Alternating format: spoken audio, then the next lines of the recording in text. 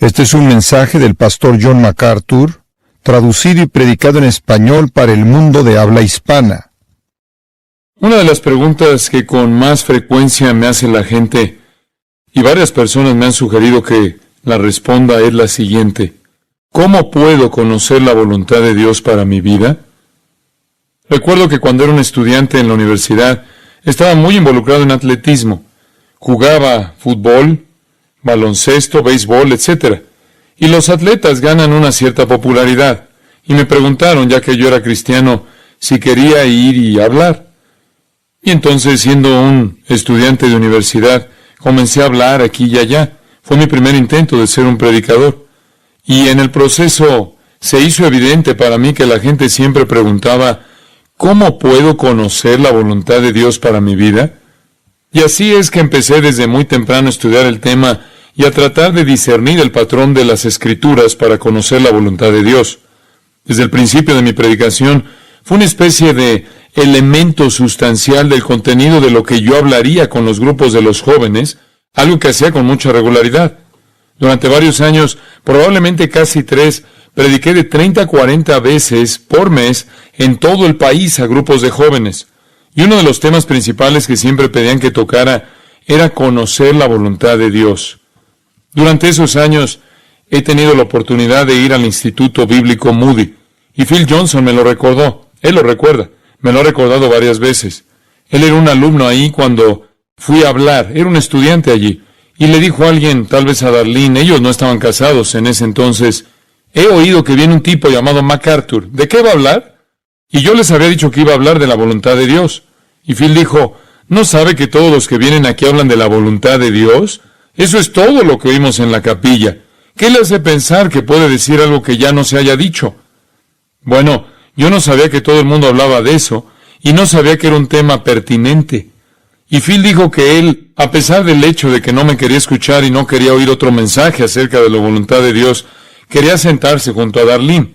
Así que, como consecuencia de ese motivo malintencionado, se presentó en la capilla y me ha recordado que prediqué sobre la voluntad de Dios. Y me ha recordado que prediqué sobre la voluntad de Dios. Yo no sé cómo impactó a los demás, pero Phil me ha estado siguiendo desde entonces, por lo que creo que era la voluntad de Dios que escuchar ese mensaje ese día. Uno nunca sabe dónde la voluntad de Dios lo pueda llevar. Es una pregunta constante. Los jóvenes la hacen, y no solo los jóvenes, sino que se pide repetidamente a lo largo de nuestra experiencia cristiana. ¿Dónde puedo ir a la escuela? ¿Con quién me caso? ¿Cuál es mi carrera? ¿Tomo este trabajo, aquel, esta oportunidad, aquella? ¿Debo comprar esto, vender aquello? ¿Hago esto con mis hijos? ¿Pongo a los niños en una escuela cristiana? La gente toma un sinfín de decisiones a lo largo de sus vidas. Me refiero no solo a las grandes decisiones, aquellas cosas rutinarias que enfrentamos día tras día. Y la pregunta es importante. ¿Cómo puedo saber lo que Dios quiere que yo haga? Hay una confusión general acerca de esto. Algunas personas piensan que Dios es de alguna manera renuente a hacernos dar a conocer su voluntad, que le agrada ocultarla.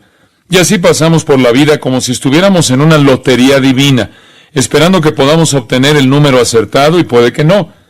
Y Dios de alguna manera se siente contento de que esto está limitado a solo unos pocos elegidos.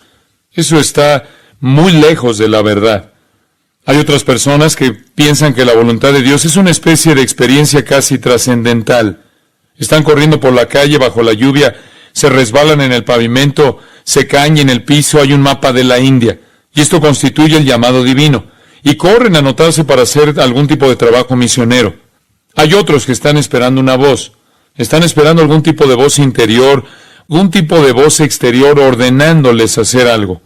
Esto es muy, muy común. Esta semana recibí un correo electrónico interesante. Un lindo gesto. Alguien había proporcionado generosamente un ejemplar de la Biblia de Estudio MacArthur a todos los miembros de la Suprema Corte de los Estados Unidos. Un gesto maravilloso, y yo estaba agradecido por ello. La persona que enviaba el correo electrónico me dijo que estaba muy emocionado por esto, porque la persona que lo hizo dijo que Dios le dijo que lo hiciera, y que ellos estaban, por lo tanto, haciendo la voluntad de Dios. La persona que envió el correo electrónico estaba emocionada porque Dios le había dicho a la otra que hiciera eso.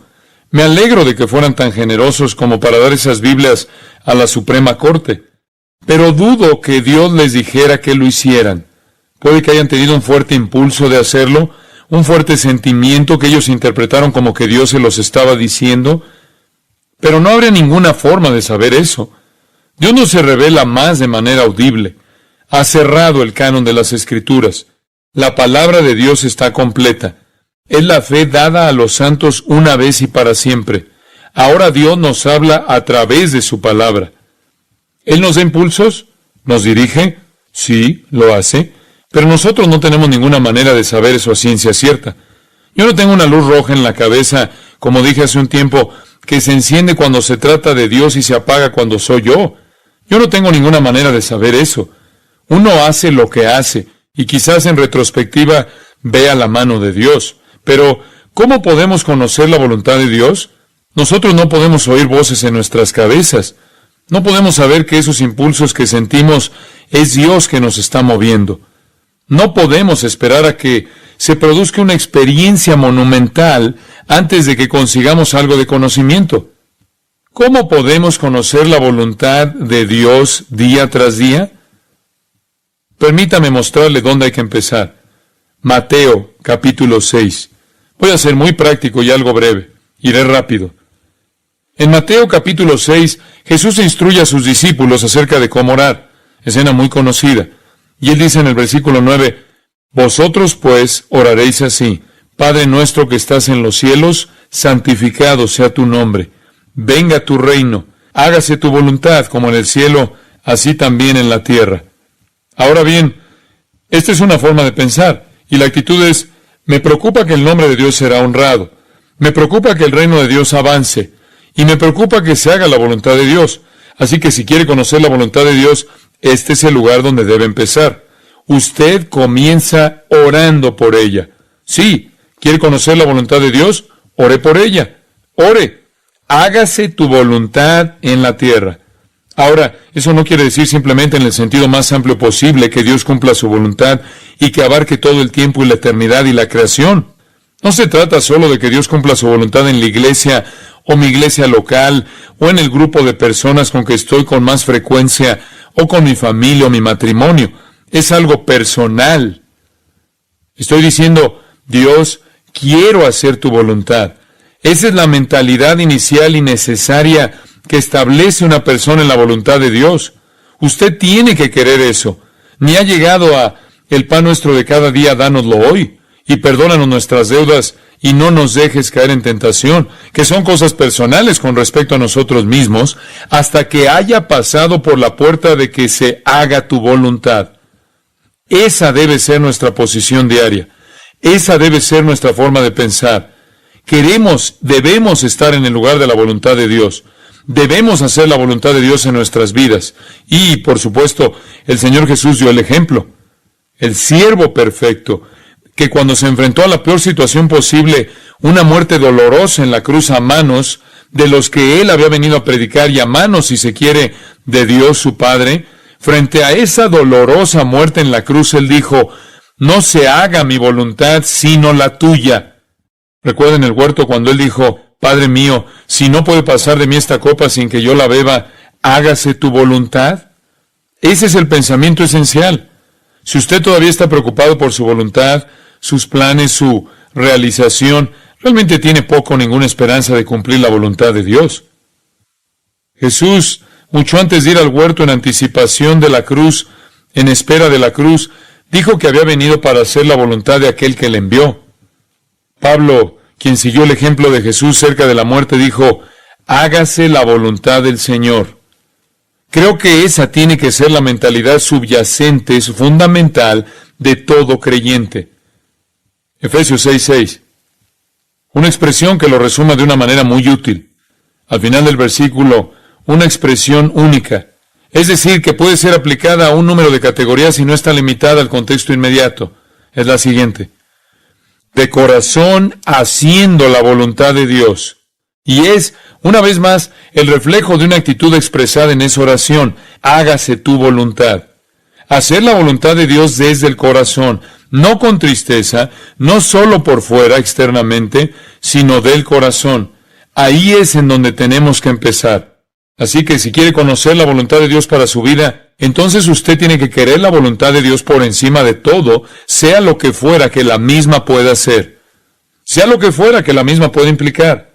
Tiene que ser, en cierto sentido, la mortificación o la muerte de sus propios objetivos, su propia voluntad, sus propios deseos, sus propios anhelos, sus propias esperanzas, sueños, planes y ambiciones. Ahí es en donde hay que empezar. Le aseguro que si usted no tiene un compromiso desde el corazón con la voluntad de Dios, no la experimentará en su plenitud. El apóstol Pablo, en varias ocasiones en sus escritos, usó la pequeña frase, según la voluntad de Dios.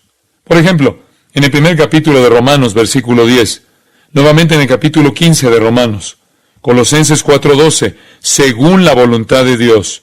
Inclusive Pedro habla de eso. Él dice en su epístola, 1 de Pedro 4, que para no vivir el tiempo que resta en la carne, conforme a las concupiscencias de los hombres, sino conforme a la voluntad de Dios. Hay dos temas que compiten en su vida. Uno de ellos es el deseo de su propia carne, lo que usted quiere, de la manera que usted lo quiere, cuándo lo quiere y cómo lo quiere. Y esta es la voluntad de Dios. Usted vive conforme a la voluntad de Dios o de acuerdo con la voluntad de su propia carne. Y así, a medida que empezamos a hablar de la voluntad de Dios, tenemos que empezar con ese fundamento. ¿Está dispuesto a hacer la voluntad de Dios desde el corazón sin importar lo que eso implique? Sea lo que fuere. Ahí es donde usted comienza a tomar las medidas necesarias para experimentar la voluntad de Dios. Mientras aún se aferra a su voluntad, sus metas, sus planes, sus ambiciones, sus propósitos, hay un conflicto que no cederá a la voluntad de Dios. Permítame definir la voluntad de Dios. Así sabemos de lo que estamos hablando. Si tomáramos el concepto comprensivo, amplio de la voluntad de Dios, lo podríamos dividir en tres categorías. Primero, la voluntad de propósito, lo que los teólogos llamarían la voluntad de decreto. Hay una voluntad de Dios que está ligada a su plan eterno. Se hace referencia a eso en una serie de lugares en la Biblia. Yo solo voy a dar un ejemplo. Jeremías 51:29 dice, porque se cumplen los designios del Señor. Hay una voluntad de Dios que es su propósito, que Él cumple. No es algo que Él desea que no ocurra. Es lo que se propone y sucede. Es esa voluntad de Dios que se expresa esencialmente en Romanos 8:28. Todas las cosas les ayudan a bien, esto es, a los que conforme a su propósito son llamados. Es la voluntad del propósito divino.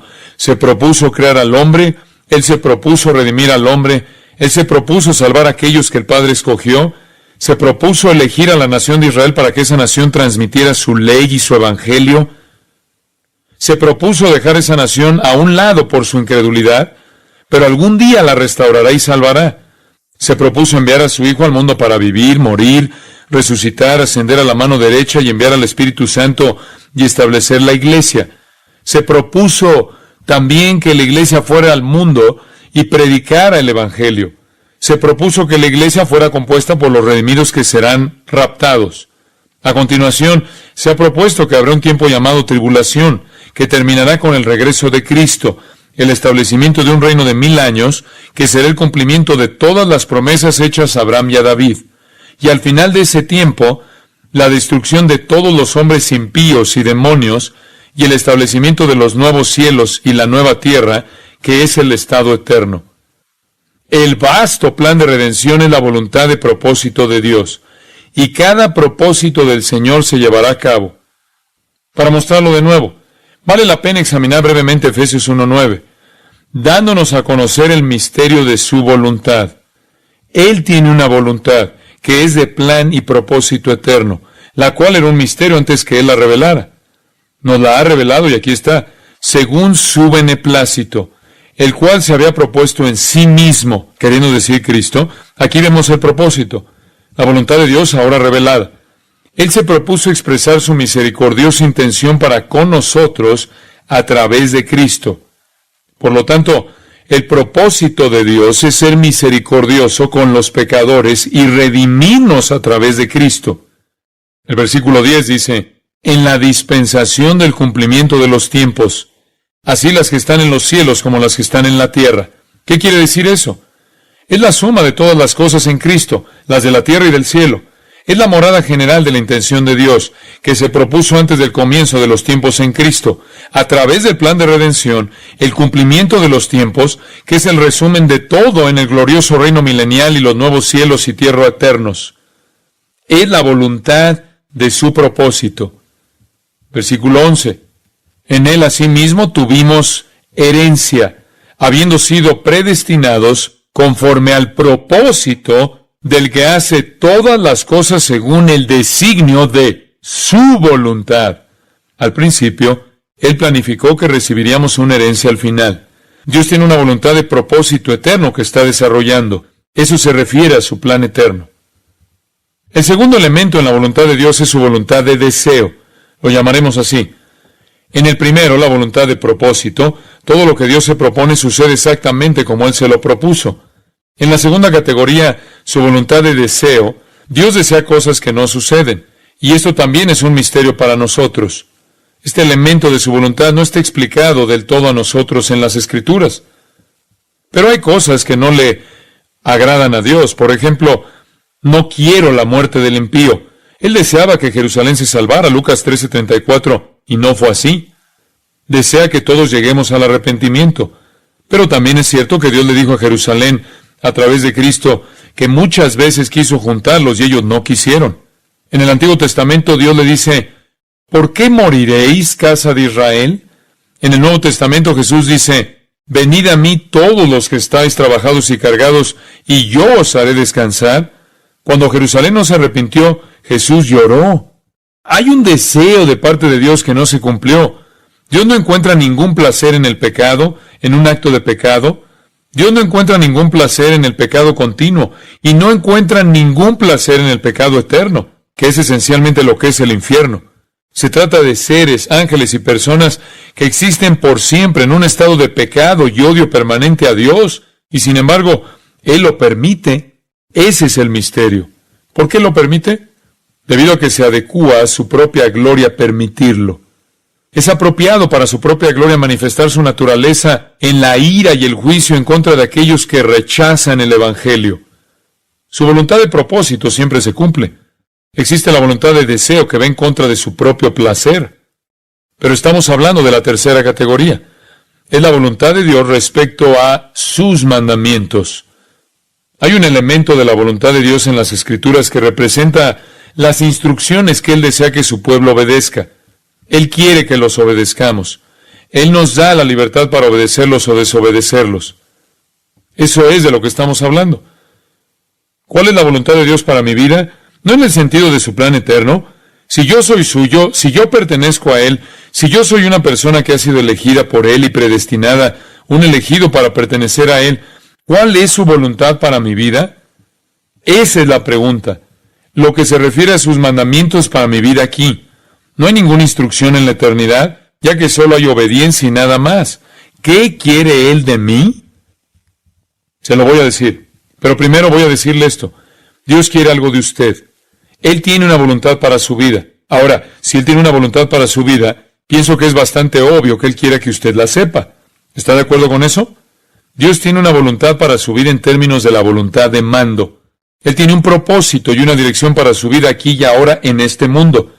Si Él quiere que usted lo conozca, entonces es lógico que Él lo haya revelado de la manera más clara posible, ¿cierto? Entonces, la pregunta sigue siendo, ¿dónde buscar para encontrarlo? Bueno, hay un lugar para buscarlo. La fe cristiana se limita a un solo libro, y es la Biblia, y ahí es donde iremos. Y ahí es a donde iremos. Pero usted dirá que no hay ningún capítulo sobre usted ahí. No hay capítulo en el que diga con quién se supone que debe casarse, o dónde debe ir, o qué se supone que debe hacer y demás. Oh sí, usted se sorprenderá. Usted está aquí. Yo le mostraré. En primer lugar, la pregunta indispensable es, ¿Dios ha revelado su voluntad en las Escrituras? La respuesta, sí. Entonces, si Él ha revelado su voluntad en las Escrituras y usted no está haciendo su voluntad revelada en ella, ¿qué le da el derecho a pensar que usted puede exigir de Él su voluntad que no está revelada aquí? Básicamente esa es la cuestión. En resumen, usted no tiene ninguna esperanza de conocer su voluntad para con usted que no esté revelada, a menos de que usted esté obedeciendo su voluntad que está revelada. Así que vamos a empezar por ahí. Veamos algunos de estos pasajes para observar este esquema. Está en la Biblia de Estudio MacArthur. Espero que sea útil. Tomemos la primera cosa que sabemos que es la voluntad de Dios. La voluntad de Dios es que usted sea salvo. La voluntad de Dios expresada en 2 de Pedro capítulo 3 versículo 9. Y quiero detallarle un poco ese pasaje. Aquí se expresa la voluntad de Dios para con los que le pertenecen. Versículo 9. El Señor no retarda su promesa, según algunos la tienen por tardanza, sino que es paciente para con nosotros, no queriendo que ninguno perezca, sino que todos procedan al arrepentimiento. Dios no quiere que usted perezca, sino que proceda al arrepentimiento. Dios quiere que usted se salve. Ahora, este es un versículo muy interesante. Vamos a verlo brevemente. El contexto es el juicio. Mire el versículo 7. Habla de los cielos y de la tierra. Pero los cielos y la tierra que existen ahora están reservados por la misma palabra, guardados para el fuego en el día del juicio y de la perdición de los hombres impíos. Y en el versículo 10, pero el día del Señor vendrá como ladrón en la noche, en el cual los cielos pasarán con gran estruendo, y los elementos ardiendo serán deshechos, y la tierra y las obras que en ella hay serán quemadas. Así que aquí estamos hablando de una sentencia firme, el juicio final, y Pedro entiende que está por venir. Pero la pregunta que queda es, ¿por qué Dios no trae juicio? ¿Por qué permite que las cosas se pongan peor y peor y peor? ¿Por qué Dios no interviene? Estamos viendo nuestros relojes, calendarios y decimos, es tiempo que vengas y pongas fin a la miseria y al pecado y acabes con la deshonra a tu santidad, Dios. ¿Por qué no haces algo? ¿Para qué dejar que el tiempo pase? ¿Es el Señor lento? Literalmente, ¿es Él vago? ¿Está perdiendo el tiempo?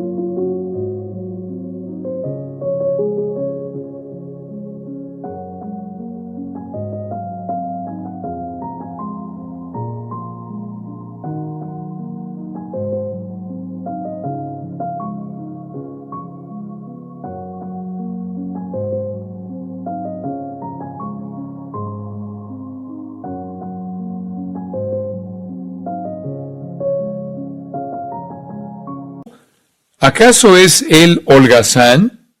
Y recordamos en el versículo 8 que el Creador divino del universo no actúa de acuerdo con el tiempo. Para con el Señor un día es como 1000 años, y 1000 años como un día. Lo que parece mucho tiempo para nosotros es muy poco tiempo para Él. Así que Él no opera de acuerdo con nuestro calendario, nuestros relojes. Manténganlo en mente. El hecho de que Dios no haya cumplido la promesa de juicio, el hecho de que Él no haya venido y destruido el universo, es porque Él es paciente para con nosotros. Y eso es porque Él no quiere que ninguno de los suyos se pierda, sino que espera hasta que todos los que han sido elegidos vengan al arrepentimiento. Así que la razón por la que Dios no ha acabado con el mundo, el motivo por el que no ha venido con poder destructivo, se debe a que aún no todos los suyos han sido salvados. La voluntad de Dios es que los pecadores sean salvos, y el que prometió es fiel. Él cumplirá su promesa de juicio, pero Él espera pacientemente hasta que todos los que son suyos se arrepientan y puedan ser salvos. La demora no es porque Él está siendo flojo, es porque Él espera pacientemente para que los suyos sean salvos. Es la voluntad de Dios que usted sea salvo.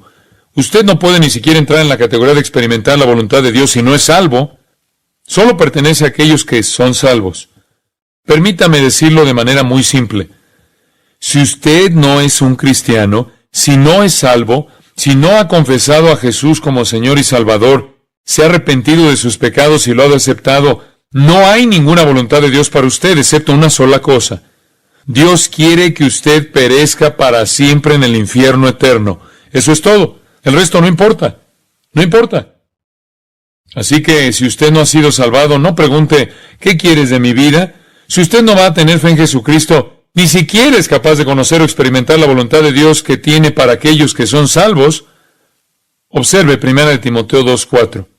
El versículo 3 presenta a Dios como el Salvador. Dios nuestro Salvador, el cual quiere que todos los hombres sean salvos y vengan al conocimiento de la verdad. Esto es, todos los que son suyos. Todos aquellos a quienes Él ha escogido. Todos aquellos a quienes Él ha decretado, propuesto que sean salvos. Dios desea que todos vengan a Él. Como ya he dicho, a Dios no le place la muerte de los impíos. Él no le agrada la muerte de los impíos. Él odia el pecado. Odia su consecuencia. Él no desea que la gente permanezca impía por siempre en el odio eterno a Él, en odio eterno a Él y en el infierno. Sin embargo, Él permite que suceda.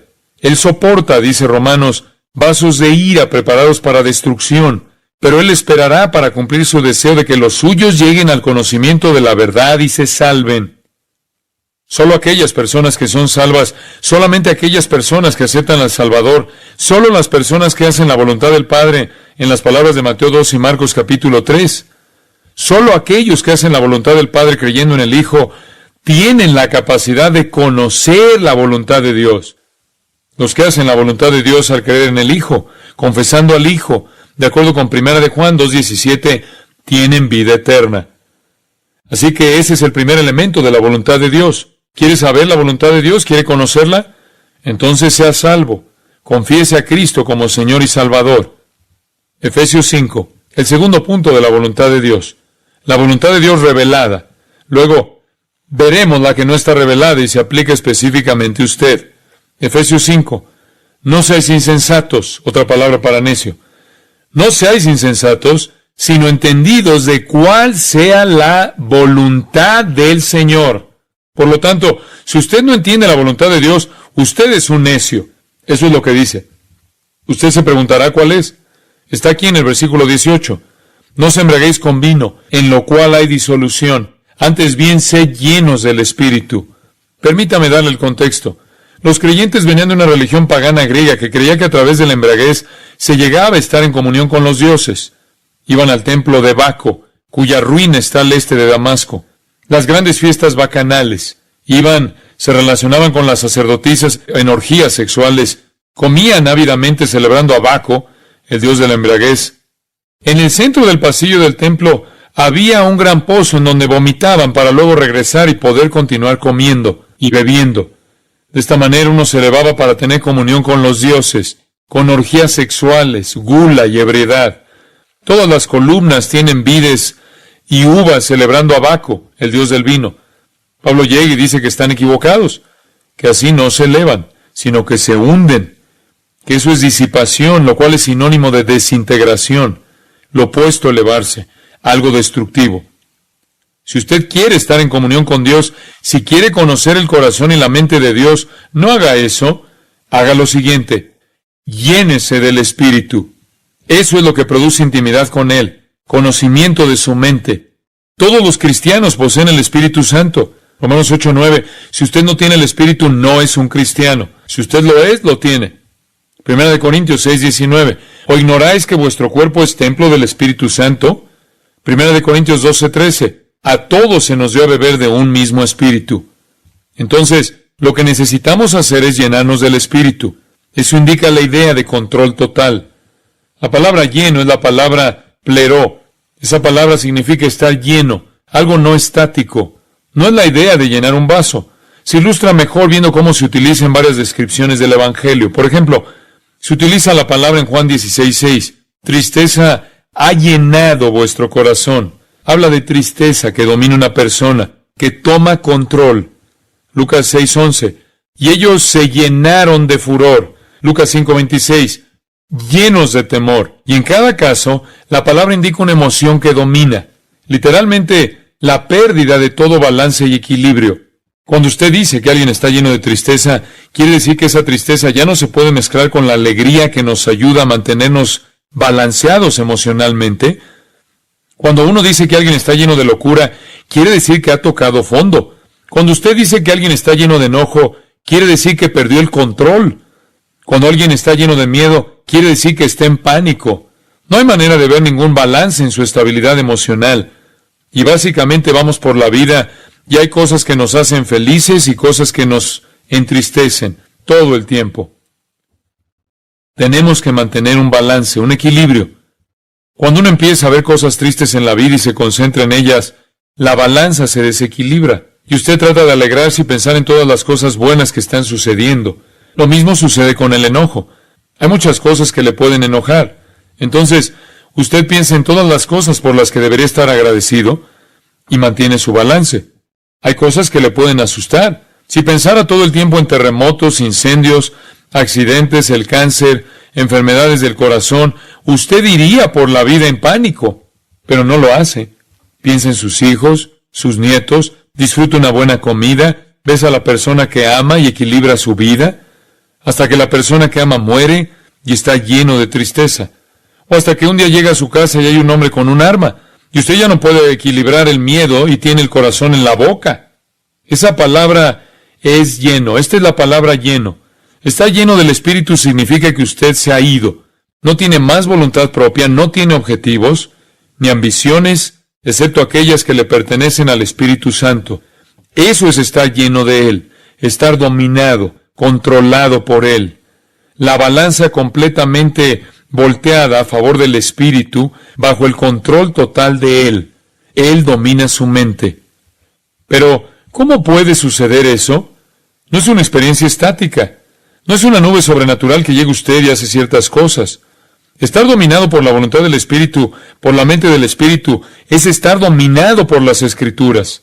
No puedo expresarlo de manera más clara que esa. No es algo emocional, no es algo trascendente. Significa simplemente que usted obedece la palabra de Dios, porque la palabra de Dios es revelada por el Espíritu Santo. Toda Escritura está inspirada, dada por el aliento de Dios, por el Espíritu de Dios. Los hombres santos de la antigüedad eran movidos por el Espíritu Santo. Por supuesto, en Efesios 5 dice, sed llenos del Espíritu, y luego relata lo que sucede, hablando entre vosotros con salmos, con himnos y cánticos espirituales, cantando y alabando al Señor en vuestros corazones, dando siempre gracias por todo al Dios y Padre, en el nombre de nuestro Señor Jesucristo.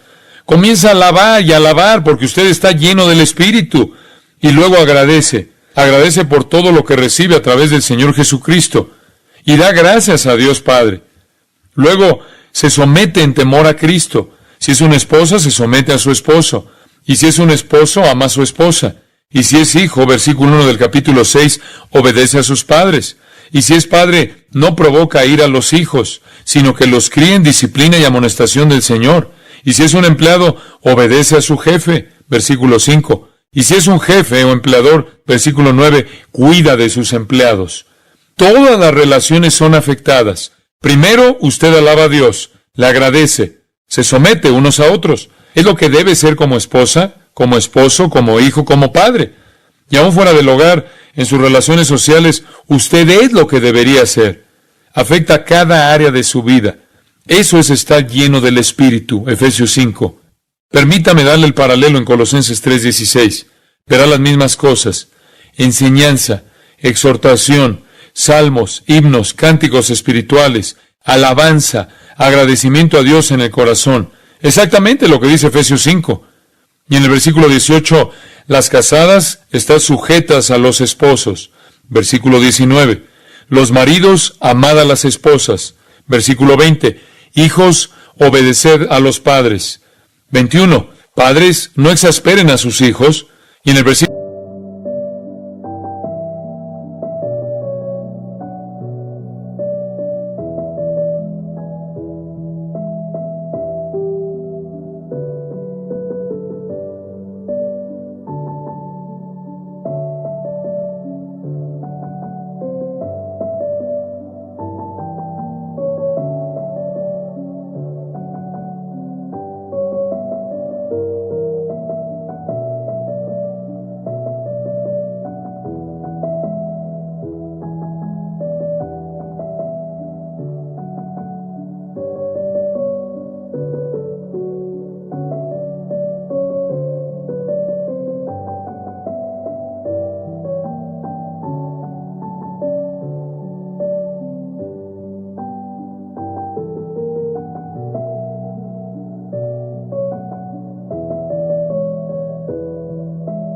Versículo 22, los empleados.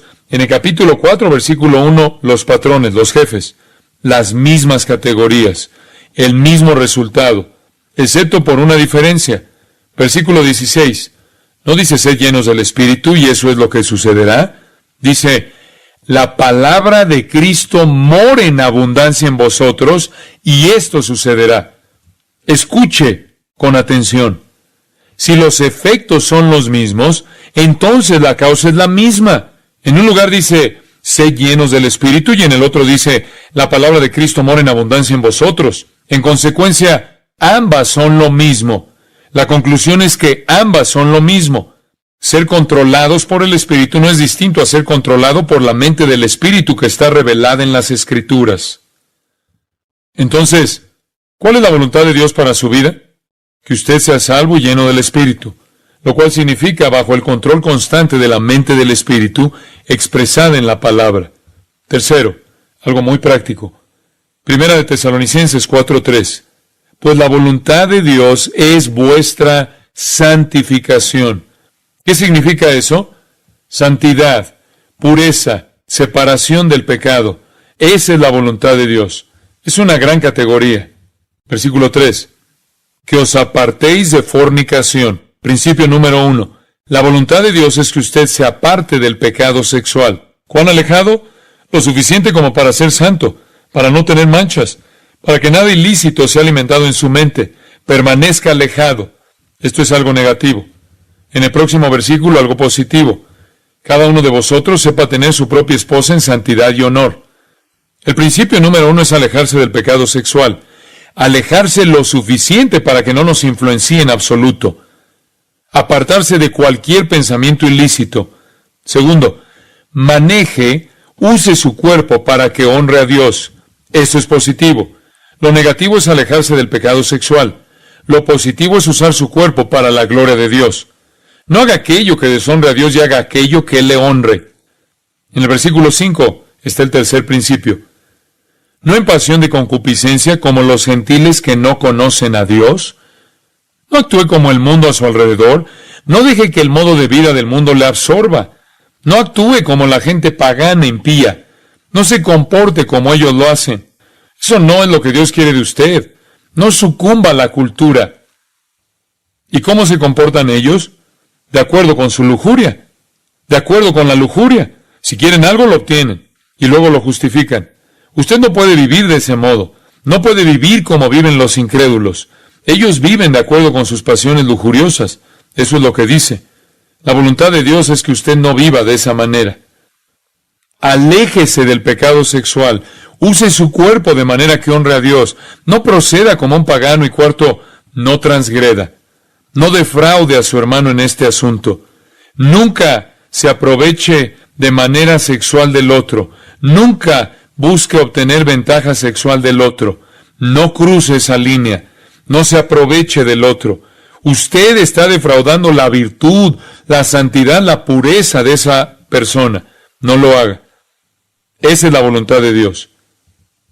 A veces viene una pareja buscando consejería matrimonial. Normalmente la primera pregunta que hacemos es si están teniendo relaciones sexuales, porque si lo están, ¿cómo saber si Dios quiere que se casen? ¿Cómo conocer la voluntad de Dios no revelada cuando ni siquiera están obedeciendo esa parte que sí ha revelado? Dios no tiene la obligación de mostrarle su voluntad a nivel personal cuando usted no está obedeciendo lo que Él ha revelado en las páginas de su palabra. Es bastante serio. Versículo 6. El Señor es vengador de todo esto.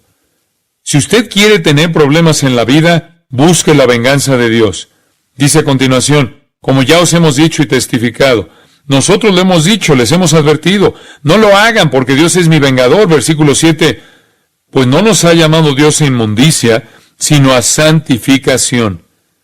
Repite el versículo 3, pues la voluntad de Dios es vuestra santificación, que os apartéis de fornicación, y alguien expresará que no tiene por qué obedecer lo que nosotros decimos. ¿Está bien? Versículo 8.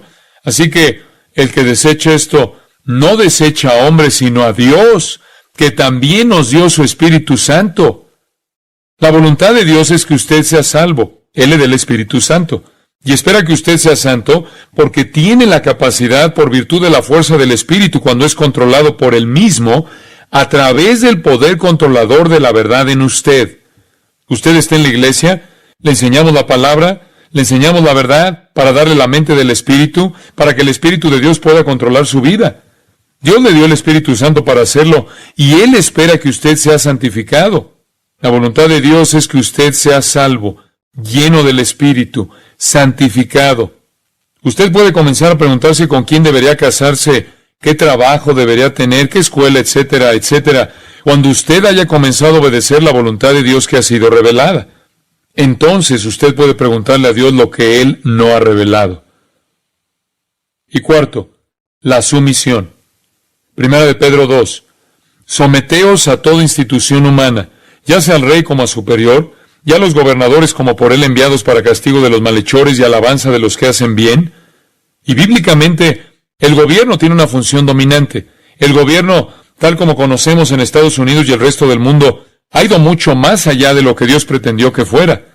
Fue instituido para castigar a los que hacen mal y recompensar a los que hacen bien. Eso es lo que era esencialmente, para la protección del pueblo y para que él mismo no tuviera que vivir en una sociedad en donde solo sobrevivan los más fuertes. Dice que necesitamos someternos al gobierno porque ha sido establecido por Dios, como expresa Romanos 13, haciendo el bien. Haciendo el bien, usted silenciará la ignorancia de los hombres necios. Si usted se somete a la institución del gobierno, usted silencia a aquellos que critican al cristianismo. La sociedad a la que Pedro se dirigía en ese entonces no era cristiana, como tampoco es la de hoy en día. Muchos cristianos están atrapados en cosas del gobierno y han desacreditado a Jesucristo porque el mundo comienza a vernos como otro partido político en vez de vernos como alguien que tiene un mensaje de redención. Si deseamos silenciar a los críticos, necesitamos vivir vidas santas. Y parte de vivir una vida santa es ser obediente. Eso es también en parte el motivo por el cual escribí el libro ¿Por qué el gobierno no puede salvarlo? Para poner a los cristianos de regreso en la senda correcta. Es la voluntad de Dios que vivamos vidas santas en una sociedad que no lo es. Y nos sometemos a las autoridades cuando mantienen o promueven estándares de lo bueno y lo malo. En otras palabras, hacemos el bien en nuestra sociedad. Entonces, sea salvo y lleno del Espíritu y haga lo que es correcto como ciudadano en su sociedad. Sométase a las autoridades. Tengo un quinto en mis notas. Sufrimiento. Primera de Pedro 3:17. Porque mejor es que padezcáis haciendo el bien, si la voluntad de Dios así lo quiere. Si usted va a cumplir la voluntad de Dios, ser salvo, lleno del Espíritu y sumiso, en algún punto hay un conflicto. Porque si usted está viviendo este tipo de vida, chocará con las personas a su alrededor que no viven así. Y ahí vendrá la persecución, algún tipo de sufrimiento. Puede ser algún tipo de prueba difícil, tal como dice en el capítulo 4, versículo 12. Puede ser algo muy, muy serio. Podemos sufrir, capítulo 5, versículo 10, por poco tiempo en esta vida, de acuerdo a la voluntad de Dios. Y sabemos que Dios utiliza ese sufrimiento para perfeccionarnos, moldearnos, humillarnos, para ayudarnos a orar más y tener más confianza en Él. Y también para demostrar su gracia para con nosotros. Lo que quiere decir es que no claudiquen. Es difícil vivir su vida cristiana con su familia, entonces usted cede. Es difícil vivir su vida cristiana en la escuela, entonces usted cierra la boca, hace concesiones. Es difícil vivir la vida cristiana con sus amigos, en el trabajo, donde sea, por lo que desobedece. La voluntad de Dios es que si usted sufre, que lo haga por algo justo. Continúe haciendo lo que está bien, creyendo en lo que es correcto, proclamando lo que es correcto, y si tiene que sufrir, sufra. Un mensaje difícil para hoy en día, porque la iglesia ha escapado de esto. Estamos en una avalancha de decadencia en la iglesia evangélica de hoy. Hay 3 pasos en esa pendiente. Les decía a los alumnos del seminario que hay 3 tipos de predicación que muestran la desintegración de la iglesia, y ahora estamos en ese proceso. Número 1, la predicación bíblica, que es doctrina bíblica revestida en la Biblia. Se predica la verdad de la Escritura, se predica la verdad de las Escrituras con las Escrituras, exposición bíblica. La verdad divina en su vestidura bíblica. Y Dios nos ha dado la verdad divina y la ha vestido de Escrituras. En los profetas, la ley y las sagradas Escrituras del Antiguo Testamento, en los Evangelios, en la historia de Hechos, las epístolas y en Apocalipsis. la revistió con las Escrituras, por lo que la Biblia contiene la verdad divina. Y cuando la iglesia es fuerte, saludable, usted oirá la doctrina bíblica predicada en la Biblia tal como Dios nos la dio. Escuchará una predicación expositiva de la Biblia. Hoy eso no se encuentra mucho. La nueva moda dice que a la gente no le gusta la Biblia, que no se pueden conectar con la Biblia, no se pueden relacionar con la Biblia, que es un paradigma antiguo, por lo que algunos dicen que todavía son evangélicos, todavía creen en la Biblia, pero deben sacarla de ese contexto y predican una parábola que han inventado u otra historia narrativa o lo que sea. Se aferran a una verdad bíblica, pero sin la Biblia. Visten a la verdad con la cultura, porque piensan que así ganarán a la cultura. Pero la verdad es que se han alejado de la palabra de Dios. Dios nos dio la verdad en la Biblia, porque así es como Él desea que sea enseñada. El siguiente paso es que una vez que han despojado a la verdad de su vestimenta o vestidura, que es la Biblia,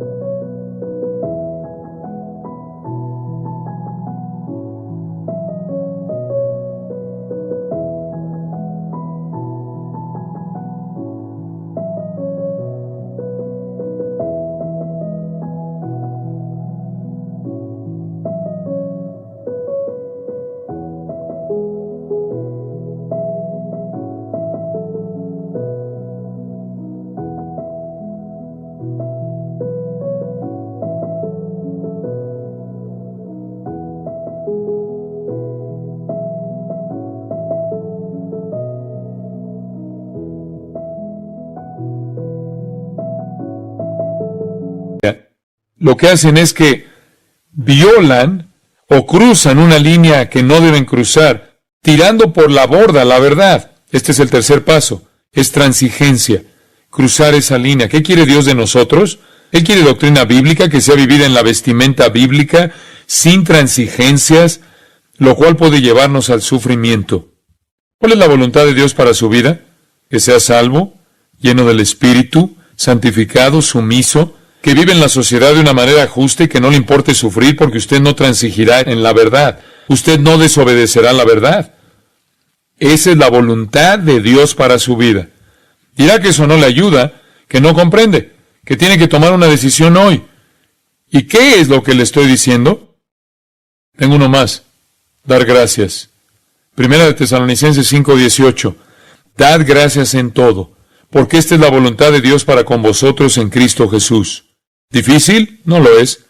Ser salvo, lleno del Espíritu, santificado, obediente, no transigir, no desobedecer, dispuesto a sufrir y agradecido por todo, sin amargura, sin quejarse, sin ingratitud, sin desilusión, aceptar cada cosa que le sucede en la vida como algo que Dios le ha enviado para su bien y su gloria, y tener un corazón agradecido. Eso es todo. Todo lo que Dios dice de su voluntad. ¿Está usted listo para escuchar esto? Si usted es salvo, lleno del Espíritu, santificado, obediente, sufrido, agradecido, ¿sabe cuál es la voluntad de Dios? Lo que usted quiera. ¿Le gusta eso? Haga lo que quiera. Vaya donde quiera. Usted pensará que estoy bromeando. No lo estoy. Usted puede, porque si esa es la manera en la que vive, ¿sabe quién está controlando sus deseos? Eso es el Salmo 37:4. Deleítate a sí mismo en Jehová.